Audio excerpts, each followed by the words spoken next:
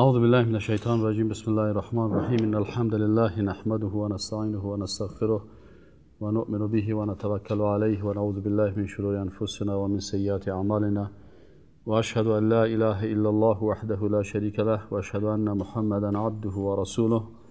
اما بعد. السلام علیکم و رحمت الله و برکاته. برادرای محترم، در هفته گذشته وعده ما بود که بعد از اینکه بحث‌های توسل و اقسامش خواندیم، گفتیم که بعضی از کسایی که سر توسل زیاد چی میکنن، زیاد ترکیز میکنن و میگن توسل به اشخاص، خصوصا در باب استغاثه و گپا، و توسل به مرده ها، کسایی که وفات کردن و رحلت کردن، به انبیا، شهدا، صالحین. اکثرا کتابای از اینا را که من خودم کسایی که نوشته کردن یا به شکل کتاب چاپ کردن یا به شکل فوتوکاپی کردن و بین مردم توزیع میکنن به نام توسل در بین مردم. اکثرا که کتابا را خواندیم، مشکل اساسیشان احادیث ضعیف است. احادیث ضعیف است و یا احادیث موضوع است. احادیث ضعیف و احادیث موضوع. احادیث ضعیف کدام احادیث هست که فکرتان باشه در قدیم سابق علما وقتی که میگفتن حدیث ضعیف، او وقت تقسیم بندی حدیث ضعیف در مقابل یک حدیث صحیحی که کاملا هیچ مشکل نداشت، اما حدیث سابق، حدیث حسن هم در حدیث ضعیف میره در سابقه، کتابای سابقه. وقتی که میگفتن حدیث ضعیف است، علمایی که مثلا چند قرن اول که گفتن، او وقت حدیث حسن و حسن لغیریه او یا نبود، حدیث صحیح و حدیث ضعیف. پس حتی حدیث حسن و حسن لغیریه هم در باب چی میامد؟ در باب ضعیف میامد. اما حالی که علما باز تقسیم بندی کردن، حدیث صحیح هست، حدیث ضعیف هست، حدیث صحیح باز اقسامش بیان کردن. اونو قولی که بعض اوقات بعض علما میگن که استدلال به احادیث ضعیف در باب فضائل جایز است، او حدیث ضعیف سابقه را میگن. او را میگن این ضعیفی که امروز که بیخی کشیدگی هست، ایره نمیگن. خلاصه ای که او حدیث قدیمی که ضعیف است و حالی که ضعیف است، در مجموع کل ازیا اگر کدام وقت استدلال هم میکنن او را میگن در باب فضائل میگن، اما در فرائض، در اعتقادات، خصوصا در باب عقیده، هیچ وقت حدیث ضعیف سند گرفته نمیشه. و از او که خطرناکترش احادیث موضوع ساختگی هست. بعضی کسا که توسل امروز به مرده ها و به قبرها و کسایی که در قبرستان رفتن اجازه میتن، اکثرا کتاب های از اینا را که خواندیم، ما احتراما به بعضی از اشخاص نمیخوایم که کسی را آبروش ریختانده شوه یا مثلا نام گرفته شوه. از این خاطر من تو نام کسی را نمیگیرم و کتابش هم تا وقتی که مجبور نشم برای کس چی نمیکنم، نمیگم، خصوصا در حلقات درس. ولی عیب اساسی چی است؟ که یا از حدیث ضعیف استفاده میکنه یا از حدیث موضوعی که تهمت از بالای رسول الله صلی الله علیه و سلم. و من مثالایش براتون میارم. میگه یکی از علما یک کتاب است درباره اسرائیلات و اینا، در کتاب تفاسیر میگه، این مؤلف از این کتاب چه میگه؟ قال العلماء سلفا و خلفا. میگه علما در سلف سابق و علمای خلف، یعنی بعد از سلف که هستن، میگن لا يحل روایت الحدیث الموضوع، لا تحل رواية الحديث الموضوع في أي باب من الأبواب. میگه حدیث موضوع که از حلال نیست، یعنی حرام است، کفر است. در هیچ باب از ابواب وقتی که حدیث موضوع است اجازه نیست که ایره کس روایت بکنه الا مقترنا ببیان انه موضوع مکذوب، مگر ای که باید بگویه که اینی روایت آمده لکن این موضوع هست، این بالای پیغمبر هم دروغ گفته شده. سواء في ذلك ما يتعلق بالحلال والحرام او الفضائل او الترغیب او الترهیب او القصص والتواریخ، در هر چیز که هست باید بگویی که این روایت موضوعی است، این روایت درست نیست. و من رواه من غیر بیان وضعه فقد باء بالاسم العظیم، میگه اگر کسی باز حدیث موضوع روایت میکنه و نمیگه که موضوع هست، این در گناه بسیار بزرگ مبتلا میشه. و حشر نفسه فی اعداد الكذابین، و این نفس خود در جمله کی محسوب کرده؟ در جمله دروغگویا. و الاصل فی ذلك، اصل در چی است؟ ما رواه الامام مسلم فی صحیحه بسنده، میگه امام مسلم در در کتاب صحیح خود با سند ان رسول الله صلی الله علیه و سلم قال من حدث عنی بحدیث یرى انه کذب فهو احد الكاذبین، میگه کسی از ما یک حدیث روایت میکنه و میفهمه که او دروغ است و خودش در جمله یکی از دروغگویا محاسبه میشه. چه وقت میفهمه که حدیث دروغ است؟ به خاطر اهداف خاصی که داره، نمیخواد که حدیث، یعنی ما شما باز بسیاری کتابا را بخوانید، چطور تو در عقیده یک حدیث روایت میکنی و سندش نمیتی؟ چرا نمیتی؟ چرا ما کم گرفتی که توسل است؟ چرا نمیگی در فلانی کتاب حدیث است؟ و بسیاری وقتا از کتابای نقل میکنن که کتاب حدیث است. مثلا پیشتری که استاد درس داد گفت صحیح البخاری هست، پس وقتی که معتبر از بگو که در صحیح البخاری صفحه چند فلان حدیث است. وقتی که تو در باب عقیده مردم جور میکنی، سر عقیده مردم گپ میزنی، بگو در صحیح البخاری فلانی حدیث است، بگو در صحیح مسلم در فلانی حدیث است، بگو در ابو داود هست، لکن وقتی که از ابو داود و از ترمیزی و از دیگه کتابا نقل میکنی کتب سنن، باید اونجا بگویی که فلان عالم حدیث گفته که حدیث صحیح است. اگر نه در جمله کذابین و رسول اکرم صلی الله علیه و سلم در این حدیث را گفته که او از جمله یکی از کاذبین است، دروغگوی است. و رسول اکرم صلی الله علیه و سلم در حدیث دیگه میگن من کذب علی متعمدا، کسی که قصدن سر ما دروغ بگه. قصدن دروغ چی است؟ تو دعوتگر هستی، تو ملا هستی، تو خطیب هستی، تو امام هستی و در مسند پیغمبر میشینی و خدا وقت نمیتی که حداقل بری تحقیق بکنی که این حدیث صحیح است نسبتش به رسول الله صلی الله علیه و آله یا نیست.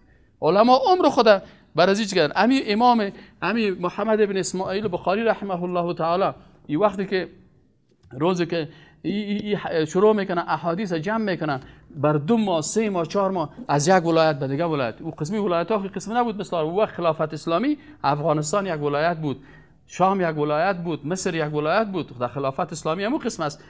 مملکت ها در اسلام کلمه مملکت ها غلط است، کشورهای اسلامی گفتن غلط است. اسلام یک کشور داشت و دیگه کلش ولایت ها بودن و خلیفه مسلمان ها در رأسش قرار داشت.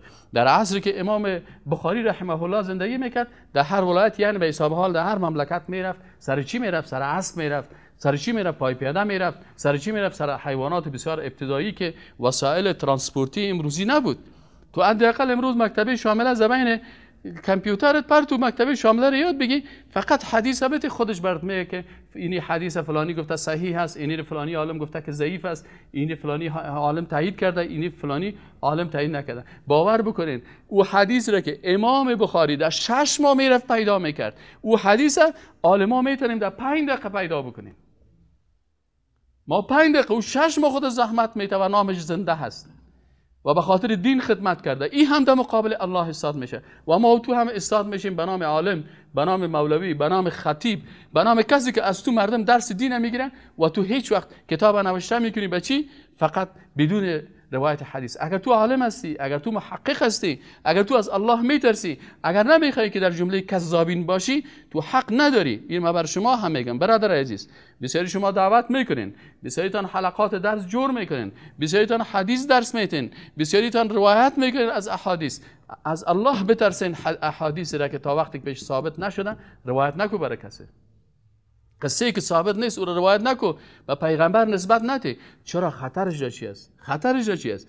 چرا؟ به خاطر از اینکه رسول الله صلی الله علیه و سلم کلامش وحی بود و ما ینطق عن الهوى ان هو الا وحی یوحى.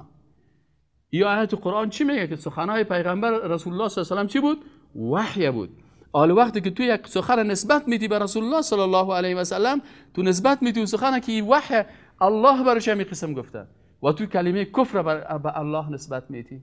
از این خاطر صحابه بسیار احتیاط میکردن، در فتوا احتیاط میکردن. الله کل مردم خدا مفتی ساختن، فلانی مشرک است، فلانی موحد است، فلانی زندیق است. از الله بترسین، از الله بترسین. زود فتوا ندین سر مردم. اول موضوع در روز قیامت محاسبه میشیم از این گپا.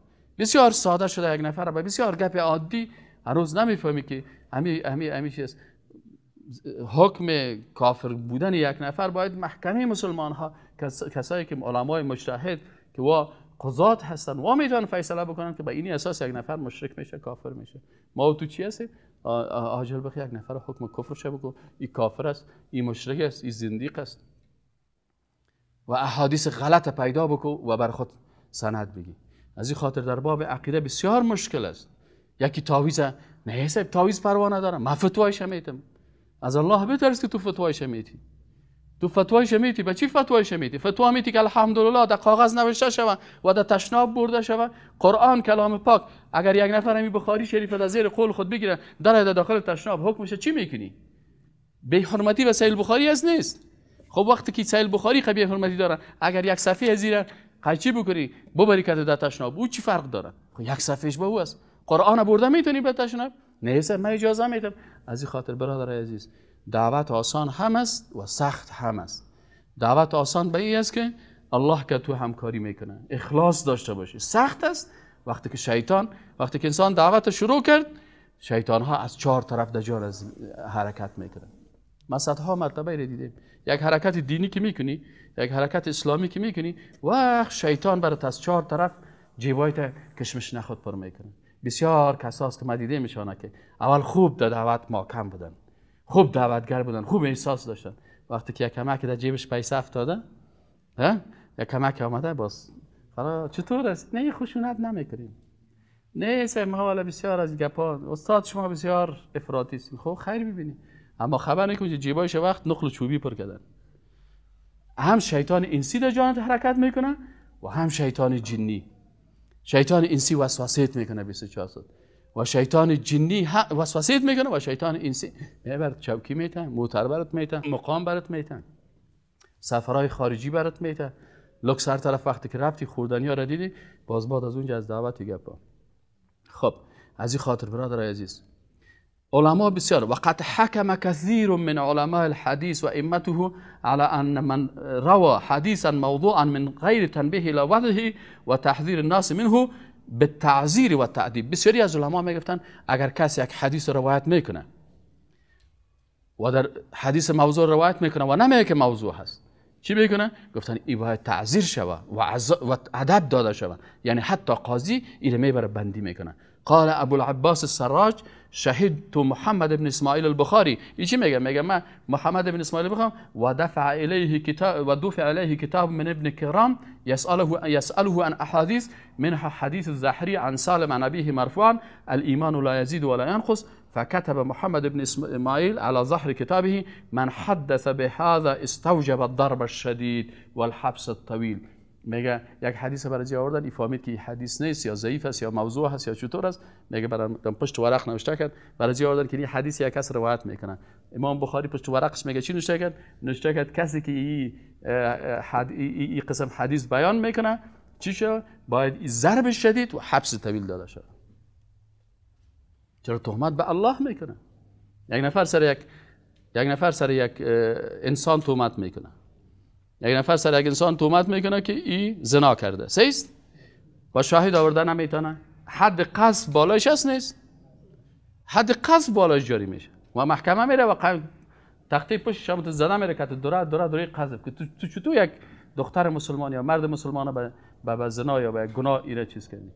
این حال شما فکر بکنین که وقتی که پیغمبر متهم قرار میده، الله را سرش تهمت میکنه. از این خاطر امام بخاری میگه که کسی که این قسم روایت میکنه که حدیثی که حدیث نیست و این به رسول الله صلی الله علیه و نسبت میده. میگه چی میگه امام بخاری؟ من حدث بهذا استوجب الضرب الشدید. ضرب شدید چی معنی؟ یعنی که خوب زده شود، از حد قذف هم کرده خوب تو زده شود، و الحبس الطویل و بندی شود، به خاطر از اینکه تهمت با الله که بالای الله کرده، تهمت بالای رسول الله صلی الله علیه و سلم کرده. حالا هر کسی بری میره صاحب از پشت پل خشتی یک دونه کتاب میخره، والله صاحب ده کتاب است، خوانده میره بنگ بنگ بنگ بنگ بنگ بنگ بنگ او خوانده میره که فلانی کتاب گفته، فلانی کتاب گفته، آیه کتاب سند شده میشه. از این خاطر مردمای گمراه و اهل دلال و کسایی که به خواهشات نفسانی گروه ها رفتن و گروپ ها رفتن و خدا تقسیم بندی کردن، به خاطر حمایت از نظریات باطل خود، از اعتقادات باطل خود، از قبر پرستی خود، از مخلوق پرستی خود چی سند میگیره؟ والا میره در فلانی کتاب که او کتاب حدیث نیست، حتی کتابای که حال نوشته شده میگه در فلانی کتاب این حدیث من در فلانی کتاب. برادر عزیز این کتاب حالا نوشته شده، از صحیح بخاری سند بده، از صحیح مسلم سند بده، از کتب سنن سند بده و بگو علمای حدیث زیبا چی گفتن. چقدر علمای اسلام سر از این مسائل تاکید میکردن. بل بالغ صاحب کتاب چی نوشته میکنن؟ میگه بل بالغ بعضهم فاحل دمهم. بعضیا گفته که کسی که حدیث موضوع را به رسول الله صلی الله علیه و نسبت میده به دروغ یا قول چی است، حتی میگه چی است، حتی میگه حلال است اما کشتن ازی. قال يحيى بن معين وهو من كبار أئمة الجرح والتعديل لما ذكر له حديث سويد الأنباري من عشق وعفى وكتم ثم مات شهيدا. یک کسی آمده بود گفت برای یحیی ابن معین و ای از علمای بسیار در جرح و تعدیل بسیار عالم بزرگ است، حدیث شناس است، خوب میشناسه. برای گفت صاحب یک کسی یک روایت آورده همین چطور است؟ گفت چی تو بخوان؟ میگه یک حدیث آورده که از پیغمبر هم روایت میکنه که من عاشق، کسی که عاشق شد، و عفا و دا عاشقی خدا پاک نگاه کرد، و کتم و عشق خدا پت نگاه کرد، ثم مات شهیدن، یک مرد ای با مرگ شهید میمره. این صاحب برای مردمای لچک و لندغه رو این گپا چیز جور کرده. یحیی ابن معین چی گفت؟ هو حلال الدم. گفت این انسان خونش حلال است. این سر زده شد سر رسول، فسق و فجایع و این گپا را آورده صاحب با کی نسبت میده؟ به رسول الله صلی الله علیه و سلم. میبینی خطرش کجاست؟ سر رسول تهمت کردن، سر الله تهمت کردن. چرا که رسول صلی الله علیه و سلم حدیث وقتی که بیان میکرد او را وحی چی میگن؟ خفی. وحی چی میگن؟ خفی. یعنی که از الله و ما ينطق عن الهوى ان هو الا وحی یوحى. شما سبحان الله سعی کنین. وقد سئل الامام ابن جعفر ابن حجر الحيثمي عن خطیب یرقى المنبر كل جمعه. میگه از پیش ابن حجر حیثمی پرسان کرد که یک خطیب است هر جمعه صاحب رفته در مسجد خطابت گرفته، به خاطر از اینکه مای 3000 4000 مردم برش ماش بده، باز شب یک کاسه دال، یک کاسه کچالو، یک کاسه چیز برش روان بکنن. گفت از این خطیبه. گفت چی میگه؟ گفت کل جمعه و یروی احادیث ولم یبین مخرجیها و درجتها. گفت حکم از چی است؟ هر جمعه صاحب در منبر بالا شده حدیث خوانده میره، هیچ گفته نمیره که حدیث صحیح است، ضعیف است، کی روایت کرده، در کدام کتاب است، فقط حدیث بیان کرده میتونه. گفت صاحب این چی؟ امام صاحب ابن حجر حیثمی را گفتن که این خطیب حکم چی است؟ گفت فقال ما ذكره من الاحاديث في خطبه من غير ان يبين رواتها او من ذكرها فجائز بشرط ان يكون من اهل المعرفه بالحديث. اگر از اهل معرفت به حدیث است این میتونه که کارو بکنه. او ينقلها من مؤلف صاحبه كذلك، یا از یک کتاب روایت میکنه که اما مؤلف از او، مثلا ما سر منبر شیشته احادیث صحیح بخاری رو خوانده میره، یا کدام کتابی هست که او از صحیح بخاری نقل کرده از او گرفته میره و برای مردم تبلیغ میکنه. اما اگر نمیکنه این در حقیقت یک مجرم است، یک گناهکار است. تو در مسند رسول الله صلی الله علیه و آله سر رسول الله صلی الله علیه و آله تهمت میکنی، سر الله تهمت میکنی. این قسم اشخاص کس از این خاطر وقت ما شما فتنش بسیار کلان است. دعوتگر است، دعوتگر به علم، برش میگه که نه صاحب دعوت که کردی صاحب تو در جنت رفتی. نه صاحب 16 سال دعوت کنی یک حدیث سر رسول الله هم تهمت کنی، کل دعوت تو ضرب صفر میشه و در جمله کذابین هستی و دوزخ سر تو واجب میشه. نه صاحب من دعوت میکنم برام، من علم چرا بهم، من در درس عقیده چرا بهم. بسیاری کسا رو بگه نه صاحب درس عقیده چی کنم برام، اونجا میریم یک جایی هست میریم مردم به طرف نماز دعوت میکنیم. درست است نفر به طرف نماز دعوت بکو، اول خودت باید آمادگی داشته باشی. وقتی که الله رسولش میفرسته، همراه رسول کتاب میفرسته، بر رسول معلم جبریل امین است، میگه علمه شدید القوا، بر رسول جبریل امین یاد داد. وقت پر رسول الله صلی الله علیه و هر سال جبریل امین میامد که حتی الفاظ قرآن تکرار میکرد.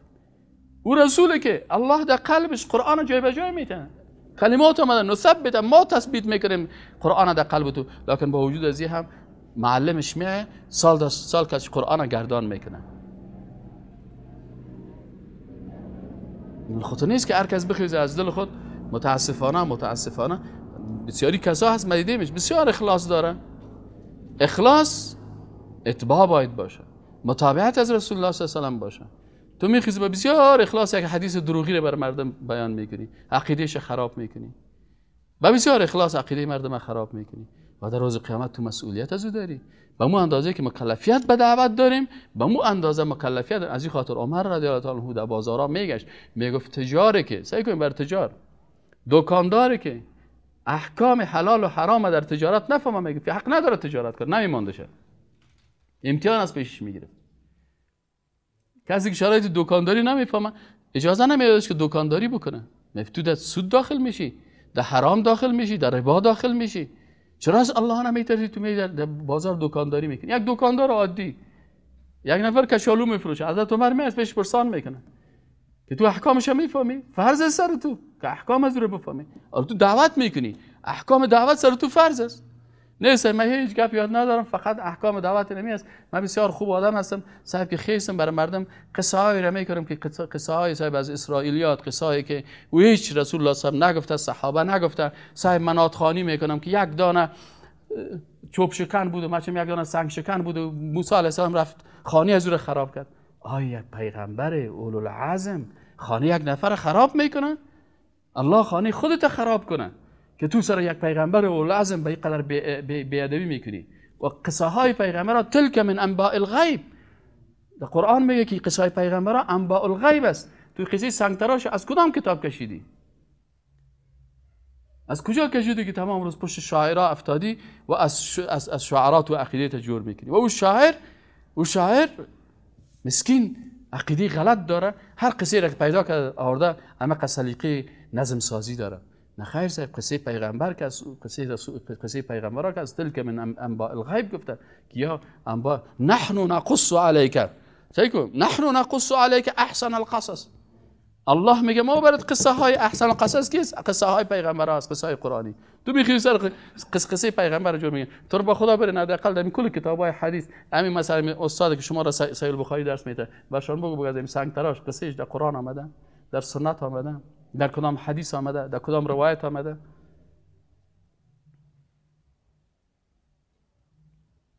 یک دفعه به نام چوپان و قصه را جور میکنن در کتاب، یک دفعه چوپان تغییر میدن به سنگ تراش، دیگه دفعه باز شاید یک شاعر دیگه بخیزه به نام مجسمه ساز. اینو میخواستم قصه ها را صاحب جور کرده برن و برای مردم کفریات به نام عقیده تشریح کردن است. و این کذب است، دروغ است، تهمت است بالای دین، بالای پیغمبر، بالای قرآن. از این خاطر نکنین این قسم. دعوتگر مسلمان اول باید خودت عقیده خودت جور کنی. دعوتگر مسلمان اول خودت باید احادیث صحیح و غلطه بفهمی، وقت برش بده. تو چه قسم دعوتگر هستی که فرق بین حدیث قوی و ضعیف نمیفهمی؟ چطور نمیفهمی؟ چطور باز تو میخیزی گپ رسول الله صلی الله علیه و شما سعی کنید اینجا خطرش جای نمیجاست که من بسیاری وقتی که در بعضی گپا بعضی دوستای را میگم که برادر در درس عقیده بشیم، سعی کن. خطرناکترین دروغ کذب در مورد احادیث عقیده هست. ولا شك أن من أكبر أساليب الكيد والمكر للإسلام وأهله وأكبر أبواب الضلال والشر انتحال الحديث واختلاقه. یعنی میگه بدترین دشمنی با دین اسلام چی بود؟ اول که دشمنای اسلام کار کردن. خطرناکترین دشمنی از اینا چی بود؟ ساختن احادیث دروغ و نسبت دادنش به رسول الله صلی الله علیه و سلم، خصوصا و خاصة اذا كان موضوع هذا الانتحال هو في مسائل العقیده و اصول الدین. خصوصا که این دروغ گفتن در حدیث درباره چی باشه؟ درباره موضوعات عقیده باشه و اساسات دین باشه. چرا که حدیث ساخت که به رسول الله صلی الله علیه و این تو گفته و موضوع عقیده هست. زد نفر سب عقیدهش تکت تکت خرابش کرد. حال میگه این بسیار خطرناک است. و قال صلی الله علیه و سلم، خوب ببینین، میگه رسول الله صلی الله علیه و سلم گفته ان کذبا علی، خوب فکرتان بگیرین، او دعوتگرای مسلمان، او خطیبا، او مؤذن صاحبا، او کسایی که در سر منبر مبرایی و حدیث صحیح و ضعیف نمیشناسی و سندش نمیفهمی، او دعوتگری که دعوت میتی میره به نام اسلام، از الله بترسید، گوش بگیم که رسول الله صلی الله علیه و سلم درباره خودت چی میگه؟ میگه ان کذبا علی لیس ککذب علی احد. میگه دروغ گفتن بالای من، رسول الله صلی الله علیه و سلم میگه، مثل دروغ بالای یک شخص دیگه نیست. فمن کذب علی متعمدا فلیتبوأ مقعده من النار. پس کسی که بالای من قصدن متعمدا قصدن دروغ میگه، فلیتبوأ مقعده من النار، باید این مقعد خود، جایگاه خود در کجا بسازن؟ آتش دوزخ بسازن. به خاطر چی؟ در 14 قرن علمای اسلام احادیث جمع کردن و این احادیث صاحب قریه به قریه گشتن و این احادیث از نگاه متن خواندن، با قرآن رخ دادن و از نگاه سند شخص کشیدن که این شخص راستگوی است، این شخص دروغگوی است، این حدیث درست است، این روایتش نادرست است، کلش مانده. و باز علمای دیگه خیستن مشخصا کتاب در کتاب احادیث صحیح نوشته کردن، بعضی ها خیستن مشخصا در احادیث ضعیف کتاب نوشته کردن که بشناسید که ضعیف چی است، بعضی ها خیستن درباره احادیث دروغین، احادیث موضوعی کتاب ها نوشته کردن. کل از پیش روی تو ماندگی است و تو وقت نداری که حداقل یک 10 دقیقه 15 دقیقه نیم ساعت وقت بدی بر زمین حدیث که باشه. حدیث این چطور است؟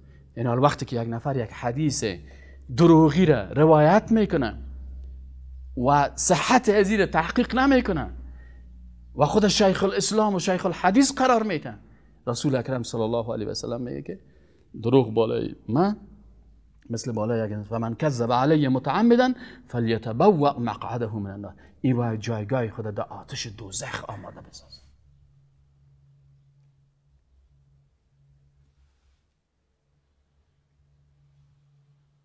رواه مسلم عن المغیره ابن شعبه و هو حدیث متواتر.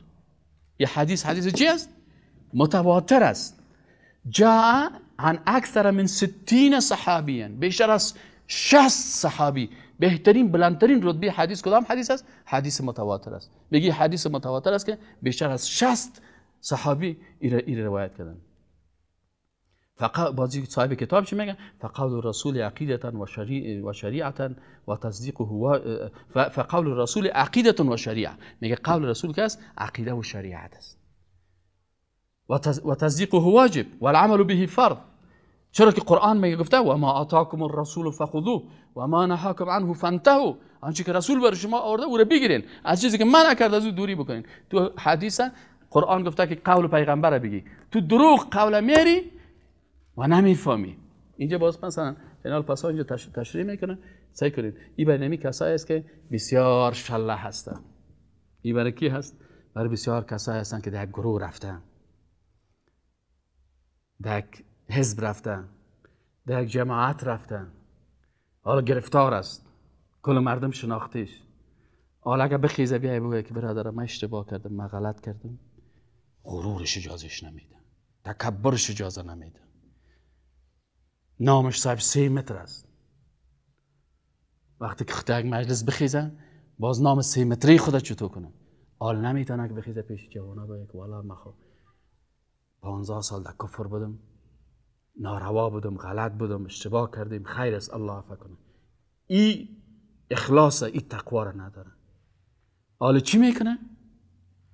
حالا صاحب مجبور است از اون بیدینی خود، والله انسان متعصب، انسان متکبر، انسان خودخواه، انسان مذهب پرست، انسان قوم پرست، انسان حزب پرست، انسان رهبر پرست، بیدین و کافر از دنیا میره. شیطان چرا امر الله را قبول نکرد؟ ابا و استکبره، تکبر کرد. حالا هم تکبر است. بسیاری کسا گفتن نمیتونه. اما ما الحمدلله ما هم دمی بدبختی ها گرفتار بودیم، لیکن وقتی که فهمیدیم گفتیم خیر است، من حق بیان میکنم. یک کس آمد این است از کجا آمده بود، از کانادا بود، از کجا بود، آمد من گفت استاد والا همین بین کل سیدی های تو که من دیدم همین یک سیدی بسیار خوشم آمد. گفتم کدام سیدی خوشت آمد؟ گفت همون یک سیدی است انتقاد بالای استاد ظاهر دایی، خودت انتقادا را بالای خود گفتی و اعتراف کردی. گفتم بله یک مسلمان حقش است.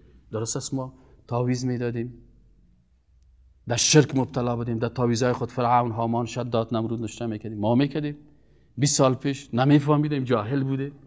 کل مردم میگه فعال هستی، ما خود ما چی بودیم؟ جاهل بودیم، معلومات نداشتیم. کلگی ما را به حساب از که از خاندان فلانی هستیم دستای ما را ماچ میکرد. حالا فهمیدیم که غلط کرده و ما که دست خدا بر مردم میدیم غلط کرده بودیم. این حالا آدم باز میگه والا من اینی کار اشتباه داشتم، والا سب سیست. درست است ما بچهای مولوی بودیم، ما در خیل ما مولوی بود، پدر خیل ما، لکن خود ما جاهل بودیم، خود ما دین نمیفهمیدیم، احادیث صحیح نمیشناختیم، صحیح و ضعیف نمیفهمیدیم. مردم ناقین میامد پیروی از ما میکرد و ما بر مردم قرار مثل کمیال بسیاری مردم هست علمیت نداره لکن اعتراف نمیکنه و نمیخواد که عالم شوه. والله نمیخواد که عالم شوه. والله ما بسیاری کسا را میفهم که خوب جاهل است و خودش میفهمه که خوب جاهل است، لکن اعتراف غرورش اجازه نمیده که اعتراف کنه و غرورش اجازه نمیده که به حق تسلیم شوه و خودش پیش خود میفهمه که من ملامت هستم، من دروغ میگم، من شرمنده هستم. والله بسیار کلش میفهمه، والله کلگی میفهمه. والله امی علمای افغانستان که آمین بالجهر بسیاریش مخالفت میکنن، باور کو کلش میفهمه که امی آمین بالجهر در احادیث رسول الله صلی الله علیه و آمده است و ثابت است از رسول الله صلی الله علیه و امیر رفع الیدین که مخالفت میکنن به نام مذهب و به نام فلانی و فلانی فلانی، میفهمه که من مخالف مذهب خود هستم. امام ابو حنیفه رحمت الله علیه گفته که اذا صح الحدیث فهو مذهبی، من مخالف امام خودم هستم و من مخالف رسول الله صلی الله علیه و هستم. حدیث آمده و روایت است که رسول الله صلی الله علیه و رفع الیدین کرده، لکن تکبرش مانع ازی میشه که بخیزه. دید که یک جوان مثلا در مسجدش رفع الیدین کرد که از او جنجال میکنه، یا امین بالجهر گفت که از او جنجال میکنه، یا دست خدا بالای سینه خود. خوب میفهمه که دست بالای سینه مانده حدیث صحیح هست. اول ما ملامت هستیم که در مقابل حدیث صحیح، در مقابل فعل رسول الله صلی الله علیه و در مقابل قول امام مذهب ما که امام صاحب ابو حنیفه رحمت الله علیه است که خودش گفته اذا صح الحدیث فهو مذهبی، در مقابل از استاد میشین و مخالفت میکنیم. خوب میفهمیم، لکن تکبر، لکن تعصب، لکن خودخواهی، لکن خود ساختن، چه قسم خود بسازی به نمیشه، چه قسم بابگکای قریه خود راضی بسازیم، چه قسم اونا را راضی بسازیم با اینمی که ما چیز ایناله. خب یک گپ دیگه شما بفهمین خیر، باز ما او احادیث براتون میگم، این بسیار مهم است. میگه که آل امی حدیث موضوع علتش چی بود؟ علتش بفهم. چرا مردم احادیث ساختگی رو میوردن سر رسول الله صلی تهمت میکردن؟ میگه فقط کان اول هؤلاء هم الزنادقه الملحدون، اولین کسانی که احادیث ضعیف ساختن و آوردن و در دین نسبت دادن کی بودن؟ مردمای زندیق بودن. زندیق کی بود؟ زندیق کسایی بودن، خداوند ما و شما را ببخشه اگر حالا بگیم همین پدرکاران خیلای ما بودن، این همه ایرانیا و افغانستانیا بودن، این همه ایرانیا و مردم فارس، وطن ما و شما ایران، افغانستان، این منطقه مربوط کجا بود؟ مربوط امپراتوری فارس بودن. این مردم های فارس که بودن خب لکس بودن، امپراتور بودن. میامد صاحب پیش یک امپراتور وقتی که از جای میخیست 500 نفر استاد میشه، وقتی که میشش 500 نفر برش تعظیم میگفت. وقتی که امپراتور میبردن یک تخت متحرک بود، 40-50 نفر جانای لچ در زیر تخت بالا میشن، قرار امپراتور سر از تخت میشه. لشکر اسلام آمدن، شو رسید تا جانشون که آمد این خانواده امپراتوری فارس لغت مال کردن با اونمو پای لچ خود، با اونمو سر لچ خود، اونمو صحابه و تابعین، با اونمو قوت ایمان خود آمدن اینمی فرعونای حسره شکست دادن. یه از گرد و خانواده و گپایش تکت تکت. آل صاحبی مردم دیدن که مردم مسلمان شدن، یک تعداد از اینا دیدن که اوهو از ما قدرت افتاد، عمر چی کرد؟ ایران در زمان عمر رضی الله عنه و کابل در وقت عثمان این صاحب خیستن عمر رضی الله تعالی عنه چی کرد؟ والله ما خود آمدن ظاهرا تسلیم شدن گفته این صاحب ما مسلمان هستیم، اما در قلب چی بدن؟ کافر بدن. او وقت کسی که اسلام ظاهر میکرد باطنش کافر بود چی میگفتن؟ زندیق. این مردم ها زندیقا چی بودن؟ یا آتش پرست بدن. یگان تا گیر میکرد که روز میای صاحب نماز پیشینه در مسجد میخوانه، شب میره صاحب دا آتش کرده، آتش چالان کرده برای آتش دیگه چرخک زده میره. همیشه هم از یارا چرا چالان میکنن؟ در کدام کتاب آمده؟ در کتاب آتش پرستا آمده. در کتاب چی آمده؟ در کل زیارت ها مال شام نیست؟ زیارت اسلامی است یا زیارت آتش پرستا؟ سر قبر که 6 متر تکیه زریر میپرتن، از کجا آمده؟ بخوانین از کجا آمده؟ آتش پرستا. جمال الوجه مع قبح النفوس کمندیل علی قبر المجوس. میگه اگر نفر چری بسیار مقبول داره خوشت میگه الله چقدر خوب قواره داره، کاش که می دوست میشه. وقتی کامت کش دستایت باز میگه او چطور هستی بادار، میگه ای کاش با تو هیچ مقابل نمیشدن. قواری تسی که گپ زدن تسی. و یک شاعر چی میگه؟ جمال الوجه مع قبح النفوس. یک نفر چری بسیار خوب و لوکس مقبول داره لکن نفسش چی است؟ بسیار چتل است. کمندیل علی قبر المجوسی. میگه مثل چی است؟ مثل یک دستمال است، تکه هست که بالای چی انداختن؟ قبر مجوسی. مجوسی ها که مردی خود دفن میکردن باز میرفتن تکه سرخ، تکه زری بسیار لوکس با سر چی میکردن؟ این تکه زری را منداختن و یک دانه چوب هم اویزان میکردن، بازور هم پوش چی میدادن؟ زری میدادن. صحیح نه؟ اینه یا از اونجا آمدن. خب گمش که یک بلا در پس یک قرار خب میکنن. مرغه که زیر پای آرس ذبح میکنن. این فرهنگ اسلامی است. ذبح عبادت است. ما شما رو درسای بعدی میخوانیم. و عبادت زیر پای مخلوق کردن شرک است نیست. همه لموریش سفید کٹر را که سهل کنی تا که مرغ نبیاره یک عادت شرکی را نکنه آرس تا نمیکنه. او پیر معبد، او بگوان سنگ، تو خو مردم در شرک مبتلا کردی. میگن ای تا که پای آرس کت خون مرغ سرخ نکنی ما آرس از موتر پایان نمیکنم. آنها سباز کلشان شهل هستن، یکی دوانده میرن و هر کسی که می کار کرد در شرک مبتلا است. چرا ذبح عبادت است و در مقابل مخلوق شرک است. کس بخواه نخواه خود شرط نیست که بگیم والا در تذکره من مسلمان هستم. خب به هر صورت سعی کنید چی میگم؟ قال حماد بن زید بن درهم الازدی وضعت الزنادقة على رسول الله صلی الله علیه و سلم 14,000 حدیث. میگم مردم های زندیق بالای پیغمبر صلی الله علیه و سلم 14,000 حدیث دروغی رو گذاشت. 14,000. خب فکر داریم. وقال ابن عدي لما أخذ عبد الكريم بن أبي العوجاء وأتى به محمد بن سليمان بن علي فأمر بضرب عنقه. یک کسی بود که احادیث دروغی را ساخته میرفت. این رو که آوردن پیش این محمد بن سلیمان گفت بذارین گردنش، قطع کنین گردنش. والله میگه خودش خیز گفت والله لقد وضعت فيكم 4,000 حدیث. گفت ما 4,000 حدیث ساختگی جور کردیم ات دینتان برای چغل کنم گدوت کنم که دلتان از زندگی سیاه شود. خلیفه برش گفت اگر ما اما تو علمایی نداشته باشیم که گپای دروغ تو را از گپای پیغمبر اوسو کنن بانکی دین خراب شود. لکن الله برای این دین ات علمای با اخلاص را نصیب کرد که کلی حدیث هم تو غلبیل کردن، کشیدن که حدیث صحیح است.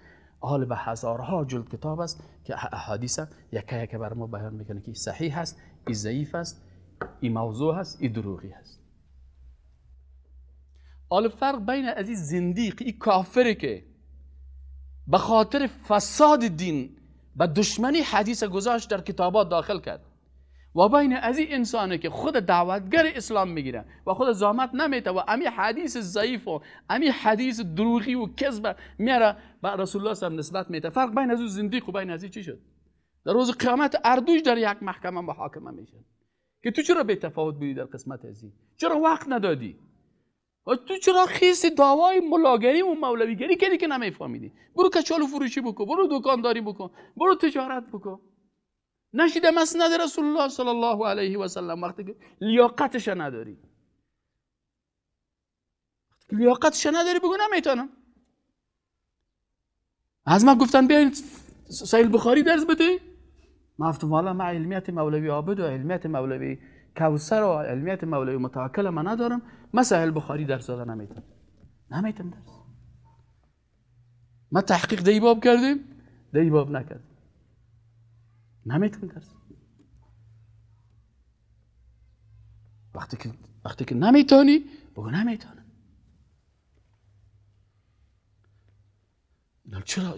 چرا میخیزی تو مسند میشینی؟ تو میگی من دعوتگر مسلمان هستم، دعوتگر اسلام رسول الله صلی الله علیه و سلم بود.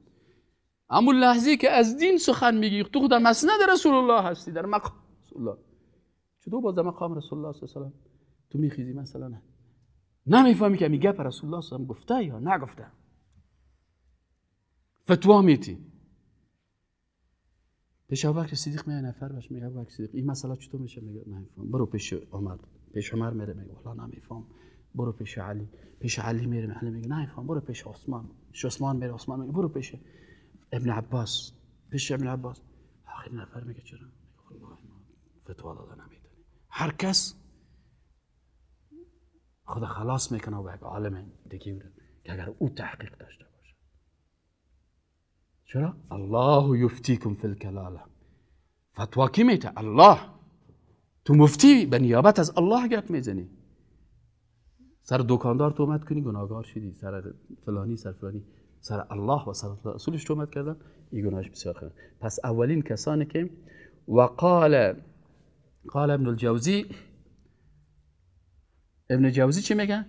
وقد کان من هؤلاء، میگه از بین از این زندیقا بعضی کسایی بودن که ما یتغفل الشیخ، بعضی اوقات یک عالم یک شیخ بازی میداد در غفلت میگرفت، فیدس فی کتابه ما لیس من حدیثه، بعضی اوقات در کتابش یک حدیث چخ میکرد که او از حدیث از اون نیست، فیرویه ذلک شیخ ظنا منه انه من حدیثه، و شیخ فکر میکرد ولی حدیث نیست. شیخ حدیث میگه یک شاگردش نشته میکرد، یک زندیق نشته میکرد، باز میاد سر میز شیخ میموند که این صاحب این حدیث تو روایت کردی.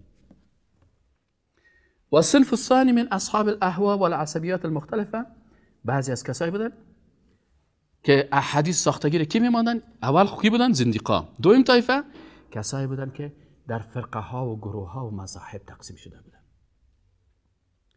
مردمای معتزله به نفع خود حدیث ساختگی جور میکرد، پیغمبر تو گفته. خوارج به نفع خود حدیث جور میکردن که رسول صلی الله علیه و آله گفته. مردم افعال حدیث از خیش دور. حتی مذاهب ابو حنیفه سراج همتی احناف جور کردن. در کدام حدیث آمده؟ ملا علی قاری حنفی است، با تقواست، حدیث میگه موضوع هست، دروغ گفته. پیغمبر صلی الله علیه و آله نگفته این حدیث. در دیگه حدیث جور کردن سيخرج في آخر الزمن رجل هو اشد على الله من ابلیس اسمه محمد ابن ادریس. این متعصبین احناف جور کردن. ما میخوانیم در کتاب استادای ما درس میدن، وقتی که چیزا میخوانیم همین موضوعات در مصطلح الحدیث میخوانیم، گفت احناف بعضی از متعصبینشان جور کردن، گفتن در آخر زمان یک کسی پیدا میشه هو اشد علی الله من ابلیس، که از پیش خداوند از ابلیس هم که سر سخت است. کی است؟ محمد ابن ادریس. محمد ابن ادریس نام امام شافعی صاحب است. این وزد از اون جور کردن کذب بالای رسول الله صلی الله علیه و آله و دفاع از مذهب خود. پس این میگه که بسیاری از کسایی که فرقه ها جور شدن، فرقه ها زیاد شد. اولی فرقه ها دید که مثلا این خوارج چه قسم سند بگیره، این مثلا معتزله چه قسم سند بگیره، این مردمای بدعتی اهل بدعت یا چطور سند بگیرن. سر پیغمبر سم تومت کو در کتابا که این رسول الله سم این تو گفتن، این رسول الله سم در فضیلت حضرت علی ایگه بگو، این رسول الله سم در فضیلت حضرت حسین خودم گفته. به هزارها حدیث در فضایل و در فلانی اشخاص به خاطر ازی که امور روش خدا و مذهب خدا و فرقه خدا ترجیح بدن. و صنف ثالث من اهل الزهد و التدین الجاهل، میگه بعضی از مردمای زاهد جاهل بودن. والله سه ما با تقوا هستم، والله سه ما ترک دنیا کردیم. یا میگفتن یا چرا احادیث میساختن، یا خود زاهد بودن. میگفتن یا ترغیبا فی فضائل الاعمال، به خاطر فضائل اعمال، خوبی های اعمال که مردم اعمال خوب چیز کنن، بر از حدیث ساختگی میساخت. اگر یک جوانه این قسم جور میکرد بیاید حلقه درس بشینه، جنت سر ازی 50 مرتبه فرض میشه. دروغ باش که چرا تو میکنی؟ یکی نگیر کردن گفتن آخ خانه خراب، چرا سر پیغمبر صلی الله علیه و آله تهمت میکنی؟ گفت من خب با سر پیغمبر حدیث نمیسازم، بر پیغمبر حدیث میسازم. علیه خب گفت من نمیسازم، بس زدش لهو با فایدهش میسازم. با فایدهش چه قسم میسازی؟ گفت من مردم تشویق به دین میکنم. اگه کس فلانی آیت خوان 16 مرتبه ایده جنت داخل میشه، اگه فلانی آیت خوان به اندازه کف دریا که چیزایش باشه این چیز. این به قسم برای مردم احادیث را در چیز ساختن که این مردکه چی کرد. اگر یک نفر بعد از جمعه نیم ساعت چیش در حلقه درس ما و ذکر کرد، ثواب 500 مجاهد و 600 شهید و یک این را صاحب ساخته رفتن که باش حلقه ما درس چی شود زیاد شود. از این خاطر مترسنیم کارا رو کردن. یعنی در حلقه درس ما 60 نفرک میشینه، در حلقه هزار چند میشینه 700 نفر. تمام روز دیگه شراب است، ساتری و ترا هست. بعد از جمعه بیا یک نیم ساعت قرار بشی که از یک چند تا دانه چیز پرتو چی میگنی خرما را این آدمی که آمدی سه پینجا که آمدی که پیغمبر از تو راضی میشه و چی میشه و چنان میشه، خلاص نفر جوان دیگه به عقل میگه حالا اینجا که بری تا دیگه جمعه تو دیگه معاف هستی. دیگه میره صاحب در طول هفته خوب ورگرا کرد باز روز جمعه میای بعد از پیشین یک ساعت میشینه میگه چند تا از این پرت سبحان الله و قل والله احد یا بخوان و اون خلاص تا دیگه جمعه چی هستی معاف هستی، پاک شدی، خلاص دیگه هر گناهی کردی یا چیز کردی قسمی اگه باشه خب بسیار خوب است. دیگه جمعه اون هفته 7 روز معاف هستی، تعطیل است. اون مثل کلیسا، سیستم کلیسا هم است. کل هفته گناه میکنه، باز روزه یک شنبه کجا میره؟ کلیسا میره. اما مسلمان که از 5 وقت در جماعت نماز بخوان، میگه نه در خانه هم نخوان، در کجا بخوان؟ در جماعت بخوان. یگانه که میگه کلش یک جایی بخوان، میگه نه هر کدام شده وقتش بخوان. تو باید صبح با الله ارتباط داشته باشی. پیشین که همین مجرد زوال شد بعد از حرکت میگی به طرف مسجد میری، باز ارتباط بالا، دیگر شد باز آفتاب غروب کرد باز خفتن شد باز نصف شب باز. این قسم سوم مردم هست. قسم چهارم میگه مردم ها هستن که فهم قوم لم یتعمدوا الکذب، میگه یا هدفشان کذب نیست. همین سری وقتا بی دعوتگرای به علم است. و انما وقع الموضوع فی حدیثهم غلطا، میگه یا بیچاره به سری وقتا چی میشن؟ غلط میشن. چه قسم؟ که من یضیف الی النبی کلام بعض الصحابه، بعضی مثلا سخن از صحابی است به کی نسبت میدن؟ به رسول الله صلی الله علیه و آله. سخن از تابعی به کی نسبت میدن؟ به رسول الله صلی الله علیه و آله. سخنای عادی و قصه ها سیر چی است؟ نمیفهمن. این دیگه از اون خاطر میگن وقال حماد بن سلمة وهو ثقة عابد مع ربيبه الكذاب عبد الكريم بن ابي الأوجاع فقدس في كتبه، میگه احیانا در کتابای از بعضی چیزا رو داخل کردن. اینی هستن. این حالا باز ما شما فهمیدیم که کلانترین یعنی در باب توسل ان شاء الله احادیث باز هفته آینده میخوانیم، لکن به این نتیجه رسیدیم که احادیث ضعیف یا از طرف مردمای کافر و بیدین به خاطر ضربه زدن به دین زده میشن، یا دومش از طرف کی بود؟ اولش از زندیقا بود، دومش از این مردمای متعصب فرقه‌ای و مذهبی، اینا احادیث دروغ ساختن. سومش از بسیار زاهدای جاهل که زاهد است چی است؟ جاهل است. او میخواد برای دین خدمت کنه لکن نمیفهمه که برای دین چه قسم خدمت کنم. فکر میکنن که بیا دروغ بگو سر پیغمبر، مردم علاقمند دین بساز. و قسم چهارم بعضی کسایی هست که اینا تحقیق نمیکنن بین حدیث پیغمبر و بین قول صحابه و بین تابعین، یا فرق نمیتونن کردن، هر چیز بر رسول الله صلی الله علیه و سلم اشتباها نسبت میدن. لکن از ارچارش گناهش اینمی است که من کذب علی متعمدا فلیتبوأ مقعده من النار. هر کسی که سر رسول الله صلی دروغ میپیونده. از این خاطر من همین کتابای توسل که اکثرا خواندم، بعضی کسایی که نوشته کردن، شما هم اگه این کتابا رو یافتین، دلیل کذب ازیا چی هست؟ که هیچ حدیث اینا سند ندارن. و احیانا باز این هم هست. مثلا یکیش نوشته کردن، اون روز من خواندم یک کتاب، سبحان الله، من دیدم گفتم والا این نفر نمیخواد که چیز شه. بس اوقات ما در یک فکر بودیم، گفتیم ولی این گپ ما درست است. آمدیم وقتی که خواندیم حدیثه که حدیث صحیح است، ما غلط کردیم. گفتیم خلاص ما غلط کردیم، پس نوشته کردیم. گفتیم نه برادر، این گپه که ما میگیم این غلط است، حدیث صحیح میگه، آیت قرآن اینو میگه، علما اینو گفتن، گپ از اونها صحیح است، گپ ما غلط است.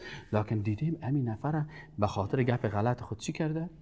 به خاطر گپ غلط خود باور بکنین که نوشته میکنه که این فلانی تفسیر است. رفتیم که در تفسیر مراجعه کردیم که همون گپ عالم چی کرده؟ قطع کرده، نصفش گرفته، نصفش قیچی کرده.